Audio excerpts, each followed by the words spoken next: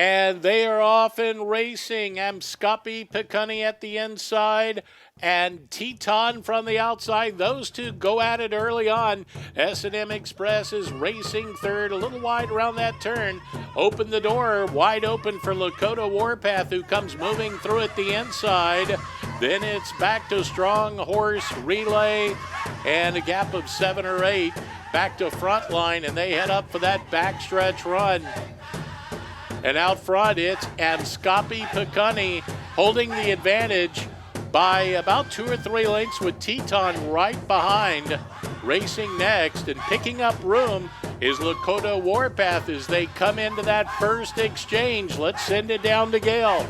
Now, Tom, that was a good start for Amscopi Picunni as we witnessed Terrence take the lead there. They were followed by that veteran owner of Teton, as it appears to be Terrence Berderatler off and on and gone, and he's still in the lead, followed by Lakota Warpath. They're off and running now. Tom, is Amscopi Picunni.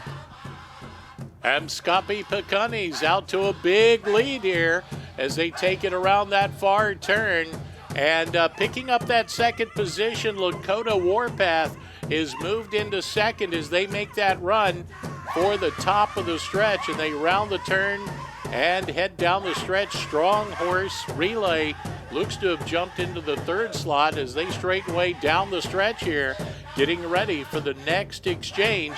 And it's Amscopi Picunni showing the way as they begin to power down just a little bit coming into the exchange. But Strong Horse splits horses and Lakota Warpath, those are the first 3, Gail.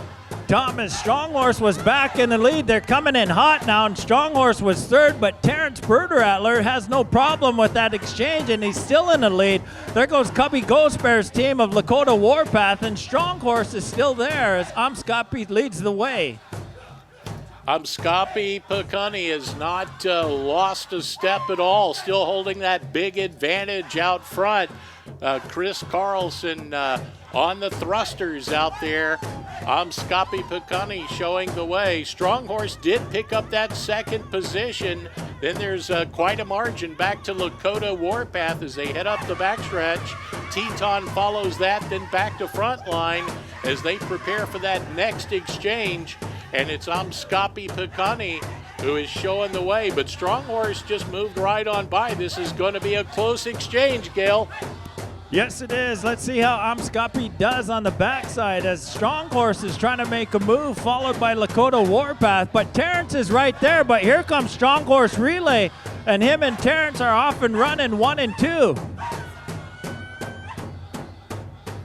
Amscopi Picunni still comes away with a lead, but Strong Horse has really closed the margin, and they take it around the turn. Lakota Warpath is following that. Then we go back to Frontline as they round that turn. They're just a quarter mile away, and Amscopi Picunni kicks off the turn with Strong Horse right behind, and these two are going to fight it out in the stretch now. It's Amscopi Picunni and Chris Carlson trying to fend off the challenge of Strong Horse Relay and Matthew Pacotis, and Strong Horse goes by with a burst of speed on the outside. Here's the finish. Strong Horse Relay. Amscopi Picunni finishing second. Lakota Warpath was third. Then it's back to Frontline. S&M Express is rolling in next, in behind that.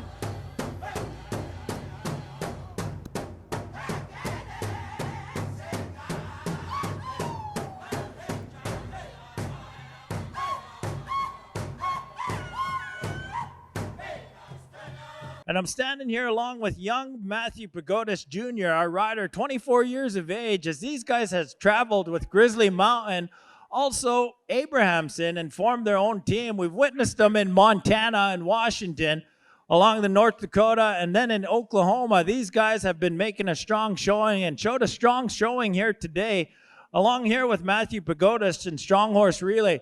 Matthew Pagodas, this is a new team to Indian Relay, although you guys did participate with other teams. You guys traveled so far and you guys have been winning.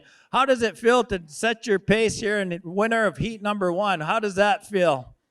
feels amazing, man. I came here just thinking about this race, all about this race, and I just got to run these horses the first time my own new team, and it's made a difference, and these horses prove that they can win it. Matthew, we witnessed the exchanges back there, and we talked about Indian Relay and the teamwork of NASCAR, you know, the speed of thoroughbred horse racing and the wildness of rodeo. Your team back there on that first exchange, you were coming in fourth, and you seemed to make a good transition back there. Tell us about that first exchange back there and the teamwork of your team. I was just hoping my catcher will be there, because I was coming in 9-0. As you came in for this exchange in front of the grandstand, you came in, and then that's when the leads start to change places there. But it was still Amskapi Pigani in the lead, and you didn't quit there. What was on your mind here on exchange number 2? It's all on my last horse. If I can get maybe just in front of him on the exchange, and then I'll have a better chance of taking the lead. Until when you went back for that final exchange and Amskapi Pigani was still leading, you came on strong there. And that horse, tell us about that horse in that last exchange there. That's all we've been training him for, that last spot, the last horse. That's his job, and he knows where to be, and that's in front. All right, friends. Matthew Pagodas Jr., your champion of heat number 3. Big round of applause. Thank you, Matthew.